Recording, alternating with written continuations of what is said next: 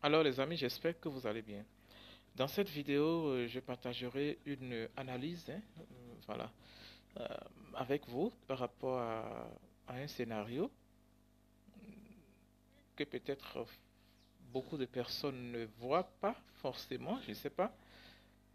Ces derniers temps, les États-Unis sont devenus un peu réticents par rapport à la volonté d'Israël de mener une riposte sévère à, à l'encontre d'Iran, en réponse aux frappes massives, voilà, d'Iran contre Israël la semaine dernière. Je me pose une question, quels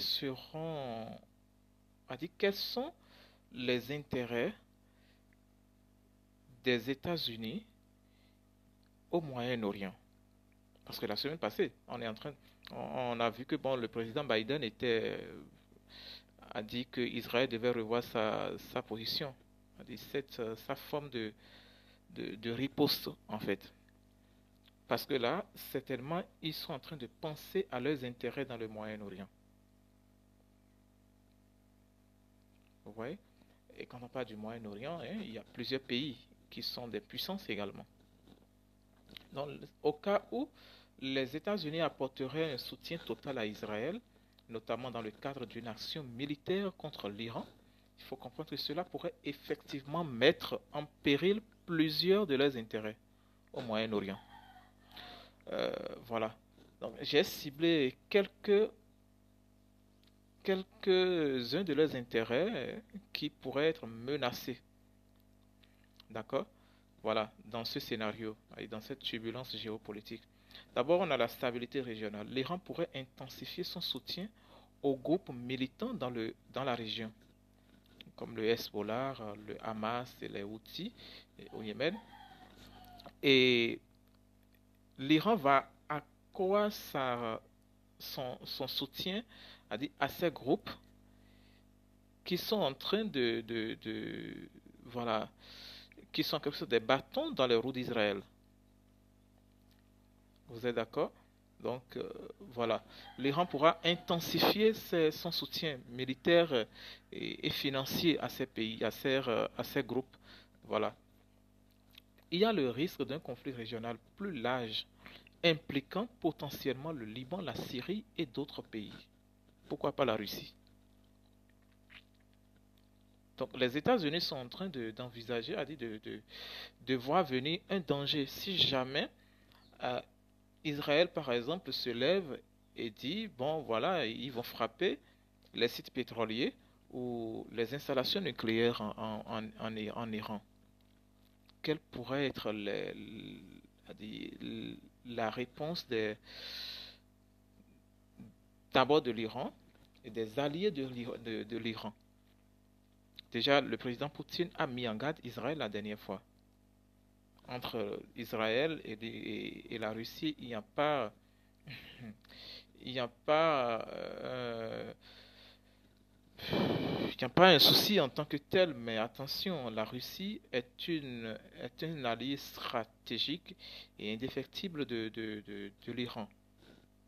Donc, Poutine a mis en garde Israël la dernière fois parce que Israël pourrait envisager de frapper les sites nucléaires et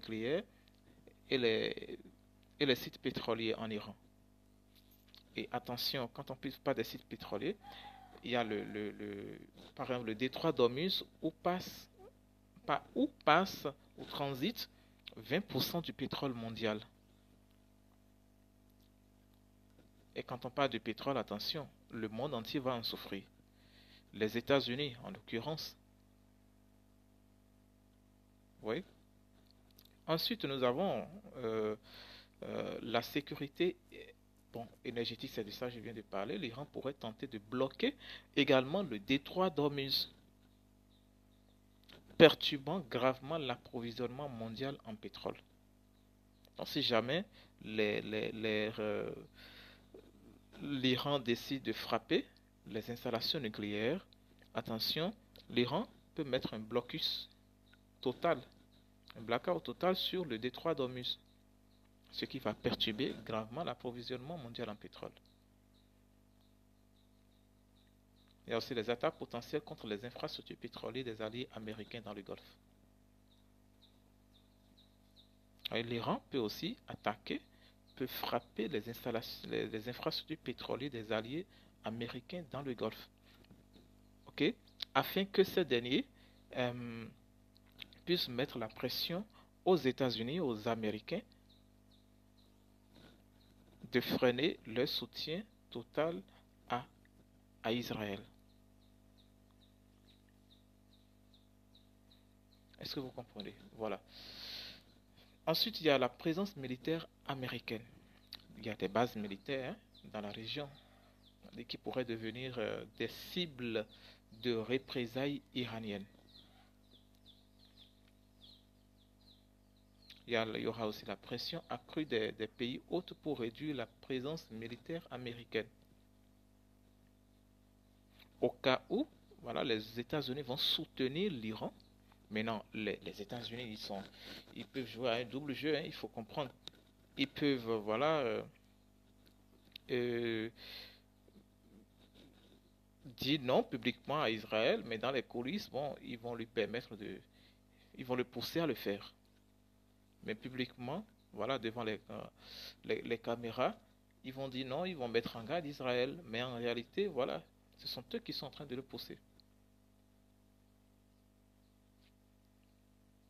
Donc, il faut qu'on s'attende aussi à ce scénario. C'est bien possible. Maintenant, nous avons les relations diplomatiques.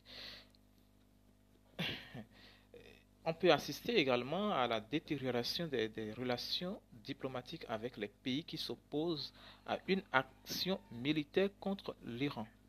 Par exemple, certains alliés européens, la France en l'occurrence, qui ne veut plus des livraisons, qui ne veut plus livrer des armes à Israël. Et Emmanuel Macron l'a dit la dernière fois, qu'on ne peut pas vouloir la paix et continuer de faire la guerre, de livrer des armes pour faire la guerre.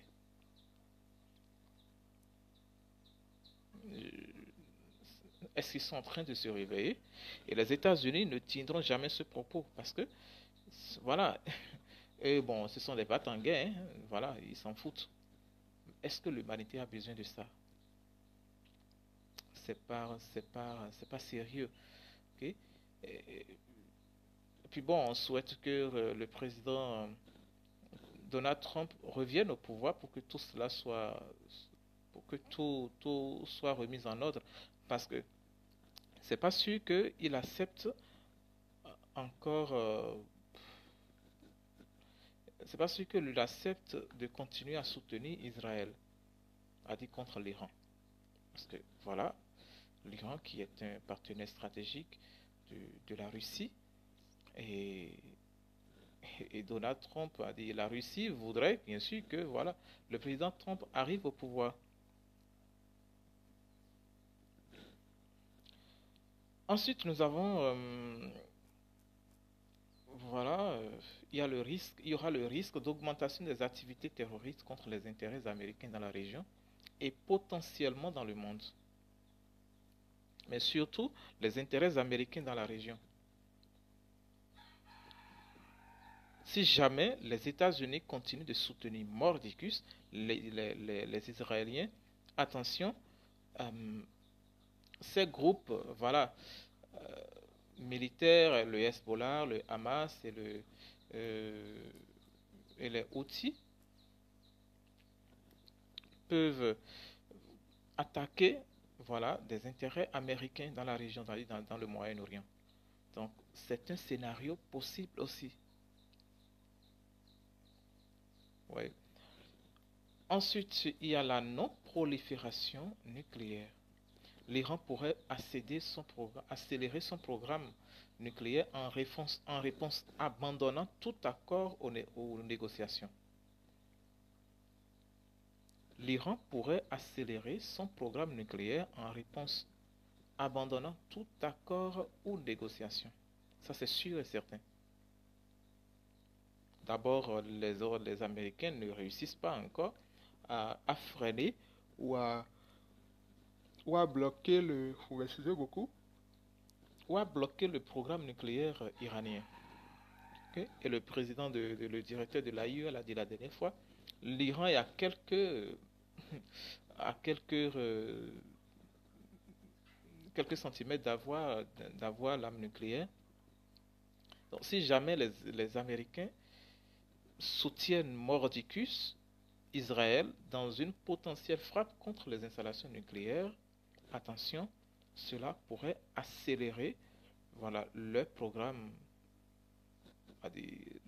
nucléaire iranien. Et là, ils seront plus du tout ouverts à des négociations. Okay. Ensuite, il y a l'influence géopolitique.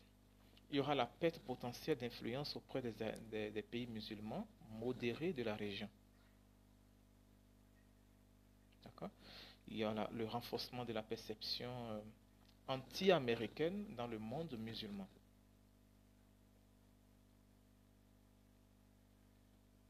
Oui, parce qu'au Moyen-Orient, il y a plus de musulmans hein, que de chrétiens, juifs et autres. Et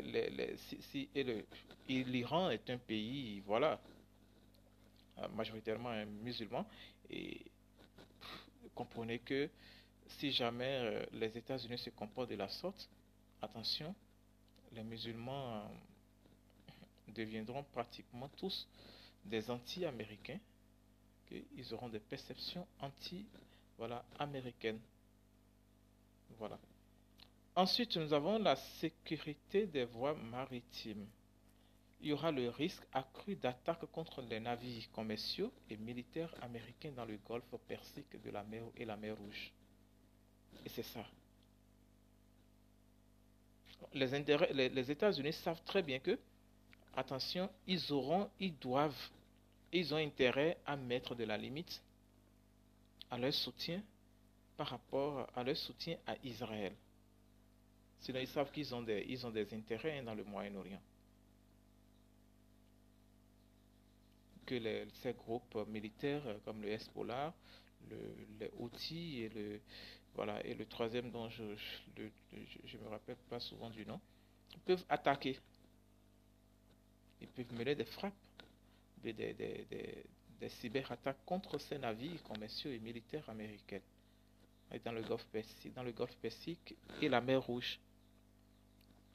Ensuite, nous avons les intérêts économiques. Il y aura la perturbation des échanges commerciaux avec les pays de la région. Ça, c'est sûr et certain. Voilà, les États-Unis ne pourront plus commercer facilement avec avec les pays du Moyen-Orient. Si jamais Israël commet une erreur du genre avec le soutien des États-Unis.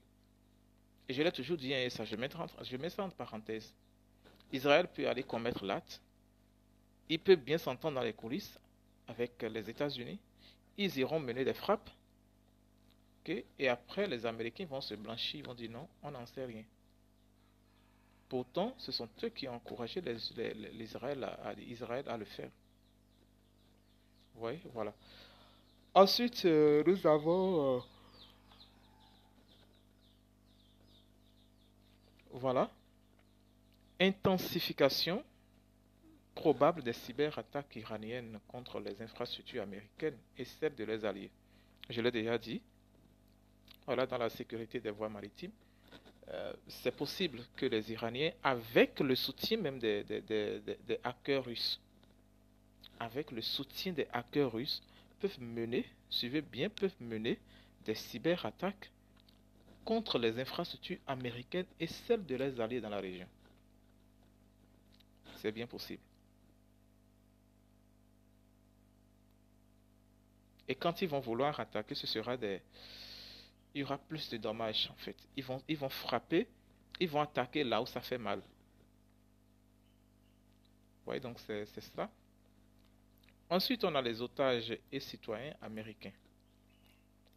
Il y aura le risque accru pour les citoyens américains dans la région, surtout en Iran, y compris le personnel diplomatique et militaire. Est-ce que vous voyez? Donc c'est ça. Euh, les Américains, présents en Iran et dans tout le Moyen-Orient vont commencer à s'inquiéter et doivent s'inquiéter.